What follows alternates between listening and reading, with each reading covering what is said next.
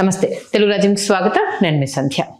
ఏపీలో మంత్రివర్గ విస్తరణ ప్రక్షాళన రెండు ఉండబోతున్న నేపథ్యంలో కొందరు మార్పులు చేర్పులు మరికొందరు ఎంట్రీ గురించి మనం గతంలో ఒక వీడియో చేయడం జరిగింది. దానికి మంచి రెస్పాన్స్ వచ్చింది. ఈ నేపథ్యంలో పుట్టా సుధాకర్ యాదవ్ గారికి మంత్రివర్గంలో స్థానం ఉండబోతోంది, ఆయనను మంత్రి పదవి వరించబోతుంది అనేసి మొన్నటి వరకు వార్తల్ని చూడడం జరిగింది. బట్ సీన్ కట్ చేస్తే ఇప్పుడు ఆయన కుమారుడు హైదరాబాద్ లో జరిగిన ఒక పార్టీలో అడ్డంగా బుక్ అవ్వడంతో ఆయన ఆ రేస్ నుంచి తప్పుకోవాల్సిన పరిస్థితి, ఇక తప్పించాల్సింది రెండు ఇక్కడ చర్చ జరుగుతోంది.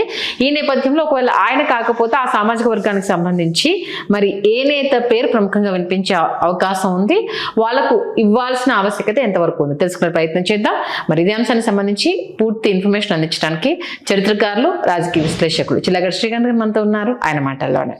శ్రీకాంత్ గారు నమస్తే అండి. నమస్కారం సంధ్య గారు. ఆల్మోస్ట్ అంటే యాదవ్ సామాజిక వర్గంలో ఆయన ఎదిగిన తీరు కావచ్చు, అధిష్టానానికి ఎంత అనునాయులుగా ఉన్నారు సుధాకర్ యాదవ్ గారు అనేది మా అందరికీ తెలిసిందే. టీటీడీ మాజీ చైర్మన్ గా చేశారు, ప్రస్తుతం మంత్రిగా కొనసాగుతున్నారు, కొడుకు ఎంపీగా ఉన్నారు. ఇప్పుడు కొడుకుతో ఇంత అప్రతిష్ట పాలు తెచ్చుకోవడము, ఇప్పుడు ఆయన ఖచ్చితంగా ప్రక్షాళన చేయబోతున్నారు అన్న పెద్ద చర్చ ప్రస్తుతం జరుగుతోంది. అసలు ఒకసారి పుట్ట సుధాకర్ యాదవ్ గారు మహేష్ గారి గురించి తెలియజేస్తూ మరి ఆ సామాజిక వర్గానికి సంబంధించి నెక్స్ట్ ఎవరి వైపు చూపెళ్తుంది? చాలా మంచి ప్రశ్న సంధ్య గారు మీరు వేసింది.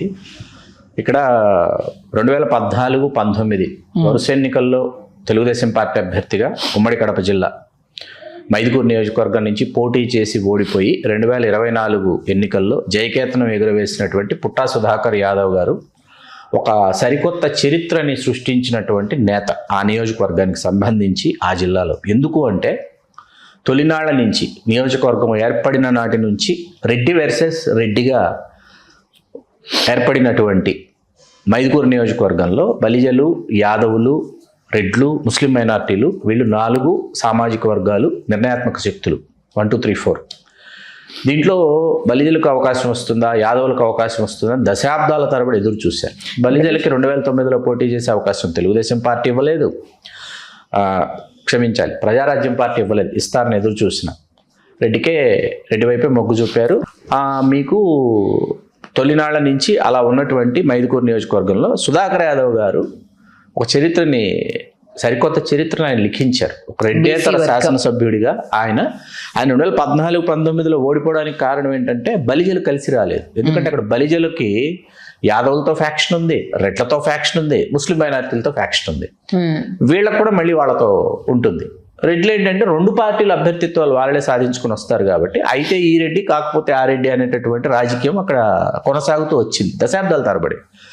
ఎప్పుడైతే 24 ఎన్నికల్లో కూటమితో తెలుగుదేశం కూటమిలో జనసేన ఉండటం, అప్పుడు ఈ సామాజిక వర్గం నుంచి ఏంటంటే ఖచ్చితంగా మనం గెలిపించుకొని తీరాలి. 2 సార్లు ఓడిపోయారు సుధాకర్ యాదవ్ గారు.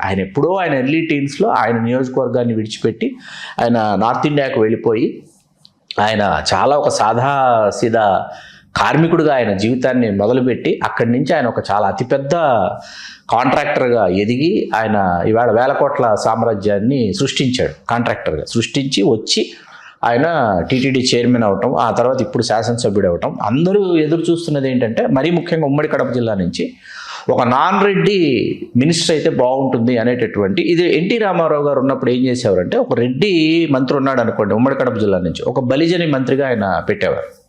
వీరారెడ్డి గారు, బిజవేముల వీరారెడ్డి గారు ఉంటే బండారు రత్న సభాపతి గారు ఉండేవారు. బిజవేముల వీరారెడ్డి గారు కొనసాగితే మన డాక్టర్ పసుపులేటి బ్రహ్మయ్య గారు మంత్రిగా ఉండారు, లేదా సి రామచంద్రయ్య గారు మంత్రిగా ఉండారు. ఈ విధంగా ఏంటంటే రెడ్లని బలిజల్ని, లేదా రెడ్డికి ఇవ్వకూడదని అనుకుంటే ఒక బలిజా, ఒక ముస్లిం మైనార్టీ ఖలీల్ బాషా గారు ఉండేవారు కడప నుంచి.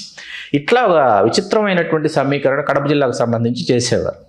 ఇప్పుడు ఇక్కడ మైదుకూరులో పుట్టా సుధాకర్ యాదవ్ గారు లిఖించినటువంటి చరిత్ర, అది 2 సంవత్సరాల తర్వాత అవకాశం ఇద్దాం. ఎందుకంటే భాజపాలో సత్యకుమార్ యాదవ్ గారికి అవకాశం ఇవ్వాల్సి వచ్చింది, కూటమిలో ఉన్నారు కాబట్టి. అట్లాగే కొలుసు పార్థసారథి గారికి చంద్రబాబు నాయుడు గారు మాట ఇచ్చారు. ఎందుకంటే వైకాపాను వీడి తెలుగుదేశంలో చేరి నేను చేరితే ఖచ్చితంగా గెలుస్తాను, గెలిస్తే నాకు మంత్రి పదవి ఇవ్వాలి, అక్కడ నాకు మంత్రి పదవి దక్కలేదు అనేటటువంటి బాధని ఆయన వ్యక్తపరచడం, అందుకని ఆయనకి మాట ఇవ్వడంతో ఆయన గెలవటం, మంత్రి కావటం, ఇవన్నీ మనకు తెలిసినటువంటి విషయాలు. ఇప్పుడు ఇక్కడ సుధాకర్ యాదవ్ గారు 2 సంవత్సరాల తర్వాత, అంటే 2024 ఎన్నికల తర్వాత, అప్పుడు మంత్రిమండలి ఏర్పడిన తర్వాత ఒక 2 సంవత్సరాల తర్వాత మంత్రివర్గంలోకి తీసుకుందాం అనేటటువంటి ఒక నిర్ణయం అప్పుడే తీసుకున్నారు. అది ఇప్పుడు ఇంప్లిమెంట్ చేయాల్సినటువంటి ఒక పరిస్థితి. ఆయనకి ఇప్పుడు ఇవ్వాలి మంత్రి పదవి అంటే ఈ రాబోయే నూతన మంత్రివర్గం ఏదైతే ఉందో, త్వరలో జరగనున్న మంత్రివర్గ విస్తరణలో ఖచ్చితంగా పుట్టా సుధాకర్ యాదవ్ గారు ఉంటారు అని అనుకున్నటువంటి విషయం ఎప్పుడైతే మహేష్ యాదవ్ గారి ఈ ఉదంతం డ్రగ్స్ విషయం తెర మీదకి వచ్చిందో ఒక్కసారిగా ఏంటంటే సుధాకర్ యాదవ్ గారి అభిమానులందరూ హతాశులు అయిపోయారు. మంత్రివర్గంలోకి అసలు తీసుకుంటారా తీసుకోరా అనేటటువంటి చర్చ ఇప్పుడు మొదలైపోయింది. మరి సుధాకర్ యాదవ్ గారికి ఇవ్వకపోతే ఎవరికి అవకాశం ఇవ్వాలి అంటే పల్లా శ్రీనివాసరావు గారికి అవకాశం ఇవ్వాలి.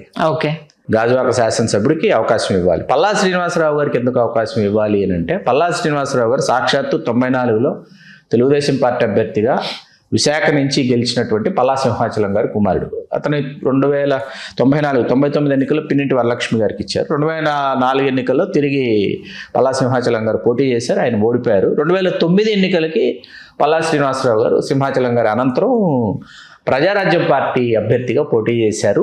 విశాఖ లోక్సభ నియోజకవర్గం నుంచి పోటీ చేసి హోరాహోరీ పోరు. విశాఖ లోక్సభ నియోజకవర్గంలో మీకు విశాఖ లోక్సభ సెగ్మెంట్ ఏదైతే ఉందో ఆ లోక్సభ సెగ్మెంట్లో 7 అసెంబ్లీ నియోజకవర్గాలు వస్తే కాపుల తర్వాత యాదవులు చెప్పుకోదగ్గ సంఖ్యలో ఉన్నారు అని ఆ ఎన్నిక నిరూపించినటువంటి మొట్టమొదటి ఎన్నిక అది. ఎందుకంటే పురంధేశ్వరి గారి చేతిలో కేవలం 66,000 ఓట్లతోనే ఓడిపోయింది ఎంపీగా పల్లా శ్రీనివాసరావు గారు.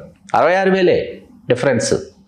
పురంధేశ్వరి గారు గెలిచారు, పల్లా శ్రీనివాసరావు గారు 66,000 కూడా పెద్ద నంబర్, అద్భుతమైన నంబర్ ఏం కాదు.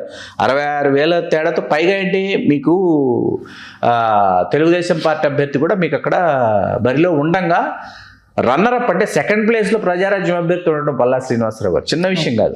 అందుకే 14 ఎన్నికలు చంద్రబాబు నాయుడు గారు ఏం ఆలోచించారు, మన తెలుగుదేశం నుంచి వెళ్ళిన సింహాచలం గారే, మన తెలుగుదేశంలోనే కదా ఆయన గెలిచింది, వాళ్ళ అబ్బాయి కదా శ్రీనివాసరావు గారికి స్వాగతం పలికి శ్రీనివాసరావు గారికి 2014లో గాజువాక నుంచి పోటీ చేసే అవకాశం ఇచ్చి అప్పటి వైకాపా అభ్యర్థి తిప్పల నాగిరెడ్డి గారిని ఆయన ఓడించడం, గెలవటం ఇవి జరిగాయి.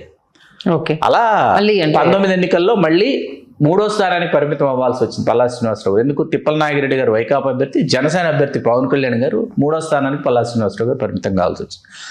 ఆయన 24 ఎన్నికల్లో గుడివాడ అమర్నాథ్ గారు రాష్ట్ర మంత్రివర్యుల మీద ఆయన భారీ ఆధిక్యతతో 90,000 పైచిలకు ఒకట్ల భారీ ఆధిక్యతతో గెలుపొంది ఇవాళ తెలుగుదేశం పార్టీ రాష్ట్ర అధ్యక్షుడిగా కూడా కొనసాగుతున్న నేపథ్యంలో ఏంటంటే ఆయనకి మంత్రి పదవి దక్కేటటువంటి అవకాశాలు ఆల్రెడీ వైజాగ్ నుండి ఇందాక మనం మాట్లాడుకున్నట్టు గలబాబు గారు వైజాగ్ అంటే పశ్చిమ నుంచి, మళ్ళీ ఈయన గాజువాక అంటే ఆ ప్రాంతం నుంచి ఎంపిక చేసినట్టు అవుతుంది కదా. మళ్ళీ ఒకే ప్రాంతంలో 2 మంత్రులు అని అంటే పంచకల్ రమేష్ బాబు గారికి ఇస్తారా ఇవ్వరా, లేకపోతే గణబాబు గారికి ఇస్తే యాదవ సామాజిక వర్గం పల్లా శ్రీనివాసరావు గారికి ఇచ్చి కాపు సామాజిక వర్గం నుంచి కొత్తపేట తెలుగుదేశం పార్టీ అభ్యర్థి తెలుగుదేశం పార్టీ సిట్టింగ్ ఎమ్మెల్యే అయినటువంటి బండారు సత్యానందరావు గారికి అవకాశం ఇచ్చి అంటే కందుల దుర్గేష్ గారిని తప్పించడం జరుగుతుంది అనేది గత కొద్ది రోజులుగా వస్తున్నటువంటి మనం వింటూ వస్తున్నటువంటి ఒక విషయం.